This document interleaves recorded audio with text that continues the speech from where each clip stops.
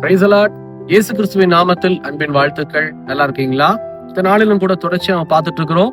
கர்த்தருடைய வாக்குத்தத்தத்துக்கு அப்புறமா ரொம்ப கேர்ஃபுல்லா இருக்கணும். ஏன்னா அப்பதான் பெரிய ஒரு சோதனையே இருக்கு அப்படின்னு சொல்லி, அப்ப அந்த வாக்குத்தத்த வார்த்தைக்கு நம்ம கேர்ஃபுல்லா இல்லைன்னா என்ன நடக்கும் அப்படின்னா அதான் நம்ம பார்த்துட்டு இருக்கிறோம் இல்லையா? அப்பனா ஆதியாகமம் 17ஆம் அதிகாரம் அதுல முதல் வசனத்தை வாசிக்கிற நல்லா கவனிச்சு பாருங்க.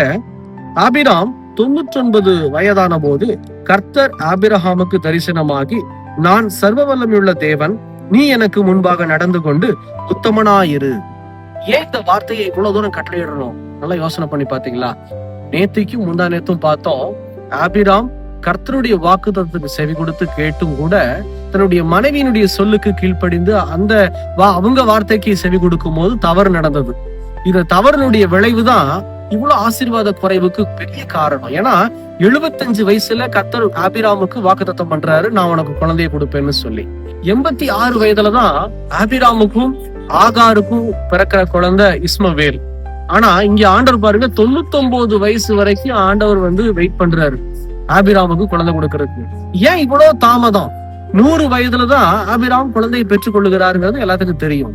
ஆனா 99 வயசுல ஒரு வார்னிங் கொடுக்கிறாரு. என்னன்னா, நீ எனக்கு முன்னாடி நடந்து உத்தமனாயிரு.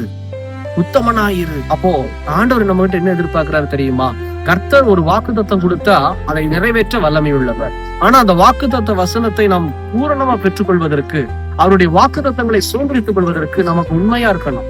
நம்ம வாழ்க்கையில ஆண்டவர் அதான் கேட்கிறார், நீ உண்மையா இருக்கணும். ஆபிரகாமை பார்த்து கேட்கிறார், நீ உத்தமனாயிரு. இனியாவது நீ சரியான வார்த்தைக்கு செவி கொடுத்து கவனமாயிரு, நீ உத்தமனாயிருன்னு சொல்லி ஆபிரகாமுக்கு நினைவு கொடுக்கிறார். நம்ம வாழ்க்கையிலே அதே மாதிரிதான். நம்ம செய்யக்கூடிய எல்லா காரியத்திலும் உண்மையா இருக்கணுங்க.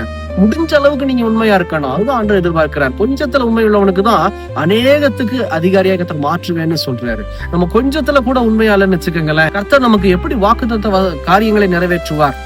ஆண்டவரே எனக்கு கொடுங்க நான் மட்டும் கொடுத்துருவாரா? இல்லவே இல்ல. நம்ம உண்மையா இருக்கணும். நீங்களும் நான் எதுல உண்மையா இருக்கிறோம்? யோசனை பண்ணி பாருங்க. கொஞ்சத்துல உண்மையா இருக்கிறோமா? ஜெபிக்கிற காரியத்துல கொஞ்சத்திலயா உண்மையா இருக்கிறோமா? வசனத்தின்படி வாழுகிற வாழ்க்கையில கொஞ்சத்துல உண்மையா இருக்கிறோமா? கர்த்தருக்கு பிரியமாய் நம்ம கொஞ்சத்திலயாவது உண்மையா வாழ்றோமா? அப்படி வாழ்ந்தா கர்த்தர் ஆபிராமை ஆசீர்வதித்தது போல நம்மையும் ஆசீர்வதிப்பார். ஏன்னா ஆபிராம்கிட்ட ஆண்டவர் எதிர்பார்க்கிற ஒரு காரியம், நீ உத்தமனா இருக்கணும், நீ உத்தமனா இருக்கணும்னு சொல்லி கண்டிஷன் போடுறாரு. அதை கீழே இருக்கிற வசனங்கள் எல்லாம் வாசிச்சு பாருங்களேன். அந்த குழந்தையை நான் கொடுத்துருவேன், ஆனா நீ எப்படி வளர்க்கணும், உன் சந்ததி எப்படி இருக்கணும், நீ எப்படி இருக்கணும் அப்படின்னு சொல்லி எல்லாவற்றுக்கும் கட்டளை எடுக்கிறார். சும்மா வாக்குத்தத்தை நாம் பெற்றுக்கொள்ள முடியாது. தேவச்சுக்கேன், டைம் செய்து கர்த்தருடைய கட்டளைகளுக்கும் ஆலோசனைகளுக்கும் செவி கொடுங்கள். கர்த்தர் உங்களை என்னை ஆசீர்வதிப்பாராக. ஜெபிக்கலாமா? கட்டளை கூடி எங்களை நேசிக்கிற நல்ல ஆண்டவரே, இந்த வேலைக்காக ஸ்தோத்திரம். தகப்பனே, நீர் வாக்குத்தத்தங்களின் தேவன், வாக்கு மாறாதவர்.